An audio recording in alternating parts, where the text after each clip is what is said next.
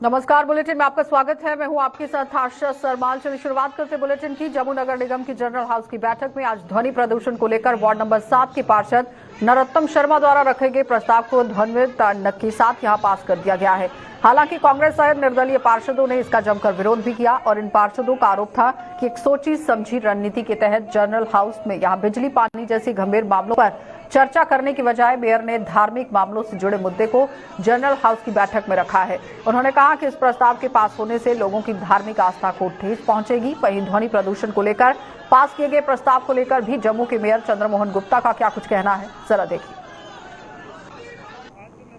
था कि मैंने उस रेजोल्यूशन में मांग की गई थी कि जम्मू कश्मीर में जितने भी धार्मिक स्थल हैं वहां से इलीगल लाउडस्पीकर जो है, और वो मेरा रेजोल्यूशन ध्वनिमति से सभी पार्षदों की सपोर्ट से पारित हो गया है। और उस रेजोल्यूशन में मैंने मांग की थी कि जो इलीगल लाउडस्पीकर है वही हटने चाहिए और डिस्ट्रिक्ट मजिस्ट्रेट अगर उचित समझे तो परमिशन दे, और लेकिन उसकी समय सीमा निर्धारित की जाए और उसमें सुप्रीम कोर्ट ऑफ इंडिया के जो जजमेंट है उसका भी ध्यान में रखते हुए वो जो है परमिशन दी जाए, और उसकी परमिशन के बिना कोई भी लाउडस्पीकर जम्मू कश्मीर में नहीं चलना चाहिए। शेर बकरी एक साथ एक घाट में पानी पीने का यहाँ का रिवायत रही है। यहाँ पे सारे लोग हैं मिलजुल के रहने वाले, प्रेम भाव से रहने के आदि हुए। यहाँ पे जो धार्मिक नहीं बल्कि हम दंगाग्रस्त बनाने की कोशिश की जा रही है, क्योंकि इन्होंने पीछे कोई काम नहीं किए हुए हैं। लोगों में इनके लिए नफरत है और इस नफरत को इसको उन्माद क्रिएट करके लोगों को उन्माद क्रिएट करके ये करना चाहते हैं। मैं आपको एक चीज बता देना चाहता हूँ कि जम्मू में हम कब से कह रहे हैं कि वाटर पोल्यूशन पुरानी पाइपें भाई चेंज कर दो। यहाँ पे वो कर नहीं रहे, हमें पीला पानी सड़ा हुआ पानी मिल रहा है पीने वालों को, शहर वालों को, तो उसमें कोई काम नहीं रहा। और कर रहे हैं क्या कि पोल्यूशन। हमारी तो यहाँ पे संस्कृति रही है कि अजान मस्जिदों से आए, शिवालयों से घंटे की घड़ियाले की सुनने की मधुर आवाजें मिले, गुरुद्वारों से हमें जो है वो राग मिले, रागड़ियां मिले सुनने को। धर्म विशेष के खिलाफ नहीं है। हम सब जानते हैं कि जब साउंड ज्यादा होती है बच्चे पढ़ नहीं सकते हैं, पढ़ने वाले बच्चे डिस्टर्ब होते हैं। किसी घर में अगर शादी है तो पूरी रात को अगर वो अपना डीजे लगा के रखते हैं तो इसको सबको नुकसान होता है। इसलिए ये किसी धर्म विशेष के खिलाफ नहीं है। इनका बहुत अच्छा प्रस्ताव था और हाउस ने जो है सर्वसम्मति के साथ जो है इसको पास किया है, लेकिन कुछ लोग राजनीतिक कारणों से इसका हुल्ला मचा रहे हैं, लेकिन हाउस ने इसको पूरी तरह से पास किया है। क्या कारण है कि कांग्रेस इसका विरोध कर रही है? देखिए, कांग्रेस को आज देश की जनता ने जिस हद तक पहुंचा दिया है, उनके पास कहने को कुछ है नहीं, मुद्दा कोई है नहीं। देखिए, हमारे माननीय पार्षद वार्ड नंबर 3 से नरोत्तम शर्मा जी ने एक प्रस्ताव लाया है नॉइज पोल्यूशन के ऊपर। वो यहाँ पर रखा गया, टेबल किया गया और टेबल होने के बाद सबको सुना गया। सबको सुनने के बाद सर्वसम्मति से वो प्रस्ताव पास हो गया। ये कोई प्रस्ताव पहली बार नहीं आया। ऑलरेडी यहाँ पर पोल्यूशन बोर्ड जो हमारी कमेटी है उसके सारे नियम बने हुए हैं और हमारे जो सरकार की तरफ से रात को 10 बजे से लेकर सुबह 6 बजे तक ऑलरेडी इस पर बैन है। उसके साथ साथ जो हमारी सुप्रीम कोर्ट की रूलिंग्स हैं उसके ऊपर ऑलरेडी इम्प्लीमेंटेशन है। तो फिर भी एक प्रस्ताव आया है, प्रस्ताव को हमने सर्वसम्मति से पास किया है। आने वाले समय में इसके ऊपर काम भी होगा, प्रशासन अपना काम करेगी, कॉरपोरेशन अपना काम करेगी। इसमें कोई किसी को नाराज होने की ज़रूरत नहीं है। ये हर धर्म के लिए है, विशेष धर्म के लिए थोड़ी है। ये मंदिर, मस्जिद, गुरुद्वारा, हमारा कोई भी चर्च या कहीं और भी कोई धर्म स्थल है उसके ऊपर है, आम शहरी के लिए। डॉक्टर फारूक अब्दुल्ला द्वारा दिए गए बयान को लेकर आज जम्मू में कश्मीरी पंडित विस्थापितों के प्रदर्शनों का सिलसिला बदस्तूर जारी रहा और डॉक्टर फारूक अब्दुल्ला के खिलाफ जमकर यहां नारेबाजी भी की गई। इसी दौरान कश्मीरी पंडितों ने शेख अब्दुल्ला की उर्दू में प्रकाशित जीवनी जो कि आतिशे चिनार को भी आग के हवाले कर दिया। प्रदर्शन की अगुवाई कर रहे पूर्व एमएलसी जीएल रैनी ने यहां डॉक्टर फारूक अब्दुल्ला पर निशाना साधते हुए कहा कि 1986 और 1990 में कौन सी कश्मीर फाइल्स मूवी बनी थी और जब कई बेगुनाह कश्मीरी पंडितों को आतंकियों ने मौत के घाट उतारा था। उन्होंने कहा कि जब से नेशनल कॉन्फ्रेंस का गठन हुआ है तब से हिंदू समुदाय के खिलाफ इस पार्टी ने नफरत फैलाने का काम किया है। डॉक्टर फारूक अब्दुल्ला का कल जो टेररिज्म को बढ़ावा देने वाला, कश्मीर के मुस्लिम नौजवानों को उकसाने वाला जो बयान है, उससे कश्मीरी हिंदू समाज बहुत आहत है, बहुत पीड़ित है, बहुत दर्द में है। हम जानना चाहते हैं कि आखिर डॉक्टर फारूक अब्दुल्ला जो Jammu Kashmir national front liberation front के नेताओं के साथ फोटो में दिखाई देते हैं, क्या उसने जम्मू कश्मीर लिबरेशन फ्रंट छोड़ी है? कभी उसने उसके बारे में जानकारी दी क्या उसको कैसे पता था कि बालकृष्ण गंजू जी की बेवा को खून से सने हुए चावल नहीं खिलाए गए? क्या ये जो टेररिस्टों ने जो वो हत्याकांड किया, क्या उन्होंने फारूक अब्दुल्ला को रिपोर्ट किया? फारूक अब्दुल्ला को क्लीन आना पड़ेगा। आखिर 1986 में कौन सी कश्मीर फाइल्स थी? 1990 में कौन सी कश्मीर फाइल्स थी? जब टिकलालजी टपलू की हत्या हुई तब कौन सी कश्मीर फाइल्स थी? जब अमरचंद सीआईडी इंस्पेक्टर को मारा गया तब कौन सी कश्मीर फाइल्स थी? केवल नेशनल कॉन्फ्रेंस का जब से वजूद हुआ है तब से हिंदुओं के खिलाफ नफरत फैलाने का काम इस जमात ने किया है। इसलिए उसके बारे में एक व्हाइट पेपर छपे और देश के सामने इनकी रोल, इनकी भूमिका क्या है, ये सारे देश के सामने आना चाहिए। कश्मीर में कम से कम 5 लाख लोगों को वहां से निकाला गया। उसका जिम्मेवार कौन था? उसका जिम्मेवार यही फारूक अब्दुल्ला था। उस वक्त इसी की चीफ मिनिस्टर था। और जब वहां पर मिलिटेंट आ गए, फारूक अब्दुल्ला खुद भाग गया वहां से। ये लेफ्ट कश्मीर, वो भाग गया और कश्मीरी पंडितों को मिलिटेंट के हवाला कर दिया। आज बोलता है ये कश्मीर फाइल्स के कारण है, हम इसकी भर्त्सना करते हैं। खुद के फोटो, इसके फोटो, ये जो यासीन मलिक है, जेके एलफ है, मैं फारूक अब्दुल्ला को कहना चाहता हूँ, क्या वो जेके एलफ के साथ अभी है? क्या उसकी मेंबरशिप अभी भी है जेके एलफ? अगर उसके साथ अभी भी है, वो बताइए सब लोगों को, मैं अभी जेके एलफ का आदमी हूँ। अगर ऐसा है वो बताइए। और आज वो उस पर गलत बयानी करता है, कश्मीरी फ्रंट को बोलता है कि आपको कश्मीर फाइल्स में मारा, ये गलत है पूरा। और महबूबा मुफ्ती को भी हम ये भर्त्सना करते हैं जो हमेशा क्रिमिनल्स की बात करते हैं। तो परिसीमन आयोग की रिपोर्ट के खिलाफ आज जम्मू में प्रदेश के तमाम विपक्षी दलों ने ऑल पार्टी यूनाइटेड मोर्चा के बैनर तले जम्मू में स्टेट इलेक्शन कमीशन के कार्यालय के बाहर धरना प्रदर्शन किया और परिसीमन आयोग की रिपोर्ट को नामंजूर कर दिया। प्रदेश कांग्रेस कमेटी ने जहां इसे असंवैधानिक करार दिया, तो वहीं पीडीपी और नेशनल कॉन्फ्रेंस ने भी इस रिपोर्ट को गलत करार देते हुए इसके खिलाफ संघर्ष करने की बात कही। इसके अलावा और क्या कुछ आपको सुना देते हैं, क्योंकि इन पार्टियों के नेता काफी तरीके से बातचीत करते हुए नजर आए। देखिए। कमीशन के कार्यालय के बाहर इसलिए कि इलेक्शन कमीशन के यहाँ के जो चीफ थे के शर्मा, उस कमीशन के मेंबर थे जिन्होंने हमारे साथ बेइंसाफी की। ये तमाम ओपोजिशन पार्टीज हैं, नॉन बीजेपी। सिर्फ बीजेपी को ये रिपोर्ट पसंद है और बीजेपी के अध्यक्ष ने तो और कहा कि ये डिलिमिटेशन हम कर रहे हैं और हम इलाका इधर से उधर जोड़ रहे हैं, और वो बात दुरुस्त निकली फाइनल रिपोर्ट में। इसलिए हमारे पास संघर्ष के अलावा और कोई चारा नहीं निकला। हम लोगों के लिए संघर्ष कर रहे हैं। पॉलिटिकल पार्टीज के साथ कोई बेइंसाफी नहीं है। जो हम जहाँ भी चुनाव लड़ेंगे वो अलग बात है, लेकिन इन्होंने एक इलाके को डाइसेक्शन की है। ये डिलिमिटेशन नहीं है, एक पैमाने, एक आईने के साथ डिसेक्शन की है, और जिसमें हर किस्म की बदबू आती है। और मैं समझता हूँ कि कोई भी बेसिक नाम जो कानून में लिखा है, डिलिमिटेशन एक्ट में लिखा है, रिप्रेजेंटेशन ऑफ पीपल एक्ट में लिखा है, उसको डिलिमिटेशन कमीशन ने नहीं देखा। ना कनेक्टिविटी को देखा, ना कंटिन्यूटी के आसपास इलाके को देखा, ना क्षेत्रफल को देखा, ना पॉपुलेशन को देखा, ना जन सहूलियत को देखा। और तमाम पैमाने को ताक पे रख के इन्होंने बीजेपी की रूह से उस रिपोर्ट को बनाया है, और जिससे एक जिले के अंदर भी बेइंसाफी है, एक जिले से दूसरे जिले के अंदर भी बेइंसाफी है, जम्मू रीजन के अंदर भी बेइंसाफी है। और बीजेपी सिर्फ ये दिखाना चाहती है कि हमने जम्मू रीजन को छेड़ दी, इसलिए हमारा विरोध वो नहीं है। जम्मू रीजन का एक लोकसभा का हक और बनता था, लेकिन हमें कश्मीर के साथ अनंतनाग को सुंदरबनी तक जोड़ के एक बहुत बड़ी बेइंसाफी लोगों के साथ हुई है कि 3 महीने की कनेक्टिविटी है। आज हम नामंजूर करते हुए सारे रियासत जम्मू कश्मीर की पॉलिटिकल पार्टियाँ यहाँ आई हुई हैं, और ये हम ये प्रोसेस कर रहे हैं। और जो सर्वे हुआ है बिल्कुल जायज़ तरीके से हुआ है। ये खास करके कुछ कम्युनिटीज़ को अलग करके और ये एजेंडा बनाया गया है। ये बदले की भावना है यहाँ से। इन्होंने लोगों को 270 से हटा के सारे जम्मू को कश्मीर रियासत को तबाह कर दिया है। जो समझ बात उन्होंने बताए थे वो एक चीज़ बताएं कि हमने पूरी की है। ये आप देख रहे हैं कैसे बदली और एक जगह पीछे दोनों में लोगों ने तबाही की और यहाँ किया चल रहा है। और कुछ जो नौकरियाँ लोगों को इन्होंने बड़े बड़े वादे किए थे कि 370 रुपये दिए यहाँ से ख़त्म करके तो हम लोगों को इतना समझ बात बताए थे, लोगों को नौजवानों को नौकरियाँ दी जाएंगी। कोई एक नौजवान और जिनको दी गई थी और जिनसे वादा कि जिनने सब चेक किया हुआ है, जैसे BSF है, CSF है, उन लोगों को आज तक उनको नहीं बुलाया गया, नौकरी दी गई। और ये बड़े नाजायज़ और गलत हो रहा है स्टेट के साथ बदले की भावना से ये सोच चल रहा है। ये डेमोक्रेसी में बहुत ही गलत है। ये आने वाले वक्त में इसके रिजल्ट बहुत भयानक आने वाले हैं।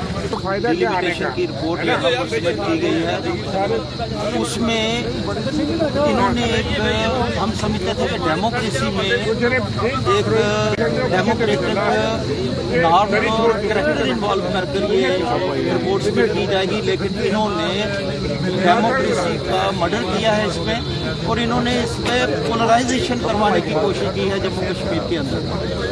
और यहाँ पर जैसे हम सब जानते हैं कि डेमोक्रेसी का एक कॉन्सेप्ट है, by the people, of the people, for the people, that is democracy.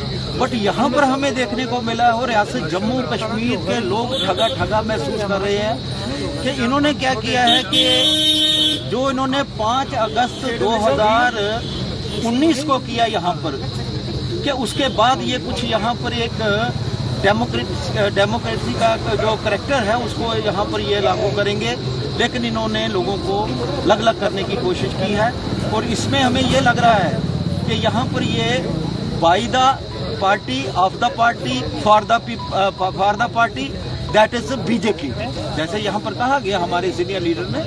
तो यहाँ तक हम समझते हैं कि इस रिपोर्ट को हम टोटली हम ये चाहते हैं कि हम ग्रास रूट लेवल तक लेकर जाएंगे, घर घर तक लेकर जाएंगे, और जम्मू कश्मीर के लोगों को ये मत न समझिए कि ये डेमोक्रेसी का कॉन्सेप्ट नहीं जानते।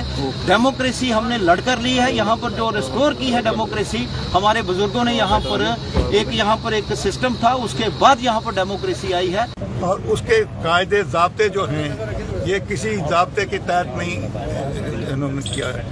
एक तो इन्होंने फिरका परस्ती इसमें फैला दी, मुस्लिम एरियाज एक तरफ करने की कोशिश की है और हिंदू एक तरफ करने की कोशिश की है। ये बीजेपी के ऑल इंडिया पैटर्न जो है वो यहाँ भी लागू करने शुरू कर दिया है। दूसरी बात, इन्होंने जो कंटिन्यूटी है कि कम्पैक्टनेस होनी चाहिए एरिया की, वो नहीं देखी है, भूल को लगाया है बरहाल के साथ, जबकि बीच में 4 तहसीलें पड़ती हैं, रामबन, उखड़हाल, रामसू और खड़ी, 3 तहसीलों को चल करके जुर्माना लाता है। लेकिन वो एक तरफ मुसलमानों को एक तरफ करना था और रामबन की सीट को बचाना था बीजेपी के लिए। तो फिट इंडिया मूवमेंट के तहत खेल भावना को बढ़ाने के लिए यहां युवाओं को अपनी प्रतिभा दिखाने के लिए भारतीय सेना ने जम्मू कश्मीर स्पोर्ट्स काउंसिल के सहयोग से जोरदार स्पोर्ट्स यहां स्टेडियम जो है वो खोलने की कोशिश की है, और सहयोग से ही जोरावर स्पोर्ट्स स्टेडियम रियासी में पीर पंचाल कबड्डी लीग 2022 का आयोजन किया गया था। इस आयोजन में जम्मू कश्मीर के विभिन्न जिलों की 15 टीमों ने भाग लिया और फाइनल मैच मेंढर और डोडा की टीमों के बीच खेला गया, जिसमें मेंढर की टीम टूर्नामेंट की चैंपियन बनी और जम्मू कश्मीर खेल परिषद द्वारा खिलाड़ियों को नकद पुरस्कार, पदक, ट्रॉफी और प्रमाण पत्र के साथ यहां सेना द्वारा सम्मानित किया गया। इस अवसर पर general officer commanding White Knight Corps और साथ ही साथ आपको ये बताते चले कि व्हाइट नाइट कॉप्स की ये बात हो रही है, और जम्मू कश्मीर स्पोर्ट्स काउंसिल के उप महानिरीक्षक मोहम्मद सुलेमान चौधरी और सचिव नुजहत गुल सहित अन्य गणमान्य लोग वहां मौजूद रहे।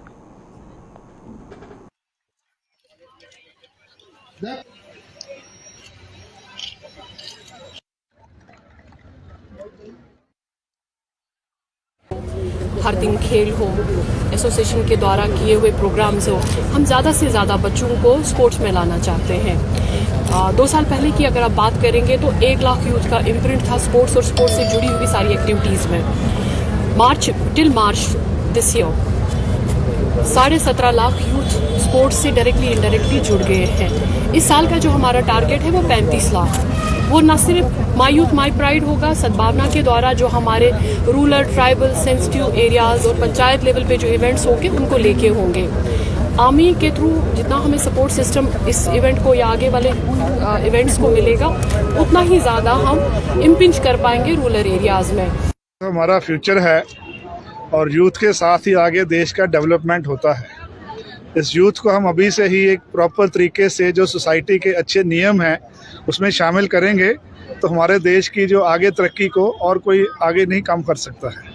इसी एक मकसद के साथ जो यूथ है उसको स्पोर्ट्स के अंदर कैसे इन्वॉल्व किया जाए, J&K sports council, civil administration और आर्मी ने जो ऑप्स सद्भावना के प्रोजेक्ट से सबको मिलके एक ऐसा कैलेंडर तैयार किया है कि जो उनको प्लेटफॉर्म मिले, फैसिलिटीज़ मिले, ताकि उनको अपने स्किल्स के साथ आगे बढ़ने का एक मौका मिले। अभी जैसे आपने देखा ये कबड्डी का जो टूर्नामेंट हुआ है, इसके अंदर स्पोर्ट्स काउंसिल की फैसिलिटी के साथ और ऑप्स सद्भावना का जो सिस्टम था उसको मिलके हमने एक काउंसिल तैयार किया और हमारे जो कोचेस भी जो है नेशनल लेवल के कोचेस आए और कुछ जो टीम हैं जो कबड्डी की लीग चल रही है उससे भी कुछ लोग आए हैं जो यूथ को उन्होंने आइडेंटिफाई किया है और हमें उम्मीद है कि हमारे जम्मू रीजन से जो जवान हैं वो नौजवान इस लीग के अंदर हिस्सा लेंगे। कल कबड्डी लीग स्टार्ट हुई तो हम तहसील मेंढर डिस्ट्रिक्ट पुंछ से हैं, तो वहाँ पे हम पहले 3 मैच खेल के हमारा यहाँ पे सेमीफाइनल भी हुआ और उसके बाद हमने डोडा के साथ फाइनल खेला, तो 36 की लीड से हमने फाइनल निकाला यहाँ पे, तो काफ़ी अच्छा लगा, अच्छा टूर्नामेंट था। तो जम्मू को प्लास्टिक और पॉलिथीन मुक्त बनाने के लिए जम्मू नगर निगम में एक मुहिम शुरू कर दी गई है और जम्मू के मेयर चंद्रमोहन गुप्ता का ये दावा है कि नगर निगम द्वारा इस मुहिम को जोर शोर से चलाया जाएगा और जल्द ही जम्मू में पॉलिथीन मुक्त यहां पर इसे बनाने की कोशिश की जाएगी। वहीं जम्मू के दुकानदारों और आम लोगों ने यहां जम्मू नगर निगम की इस मुहिम को लेकर कागजों तक इसे सीमित बताया है। इन लोगों के मुताबिक जमीनी सतह पर अभी भी पॉलिथीन का धड़ल्ले से प्रयोग हो रहा है और इन लोगों के मुताबिक जम्मू नगर निगम केवल दुकानदार और रेहड़ी फड़ी वालों के विरुद्ध कार्रवाई करता है, लेकिन बाजार में पॉलिथीन की सप्लाई करने वाले और इन्हें बनाने वालों के विरुद्ध कोई कार्रवाई नहीं की जाती।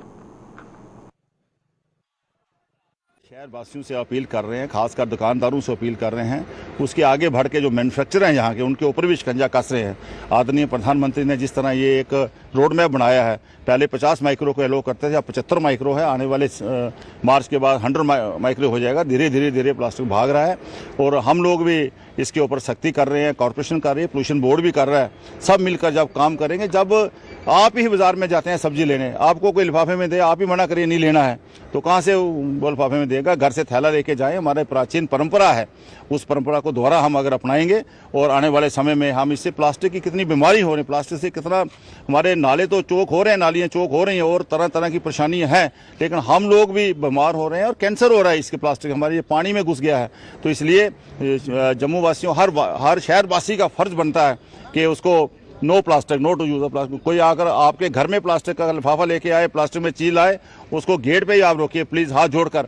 आगे से ये मत लाना, ये लिफाफा बाहर फेंको, सामान हम ऐसे ले लेते हैं। जब ये बिहेवियर हम लाएंगे, मुझे आशा है कि प्लास्टिक का नामो निशान मिट जाएगा। जब खरीदने वाला नहीं होगा तो बेचने वाला क्या करेगा? देखिए, जम्मू म्यूनसिपैलिटी ने एक बहुत अच्छी पहल शुरू की थी कि जम्मू को एक पॉलिथीन मुक्त शहर बनाने की, लेकिन अभी भी आप देखें जो रेडी वाले हॉकर्स हैं, सब्जी वाले हैं, फ्रूट वाले हैं और जो कुछ छोटे दुकानदार भी अभी भी वो जो बैन पॉलीथीन बैग्स है उसका इस्तेमाल कर रहे हैं। सबसे बड़ी जो समझने वाली बात यह है कि ये पॉलीथीन बैग कहाँ से आ रहा है। जम्मू म्यूनसिपैलिटी की जो भी कार्रवाई है वो दुकानदार के ऊपर होती है। भाई आपने ये पॉलीथीन बैग रखे हुए हैं, आप दुकानदार अपने ग्राहक को दे रहे हैं, तो लेकिन जहाँ से बैग आ रहा है, जो फैक्ट्री इसको बना रही है, जो दुकानदार इसको बेच रहा है, उसके ऊपर कोई कार्रवाई नहीं हो रही है।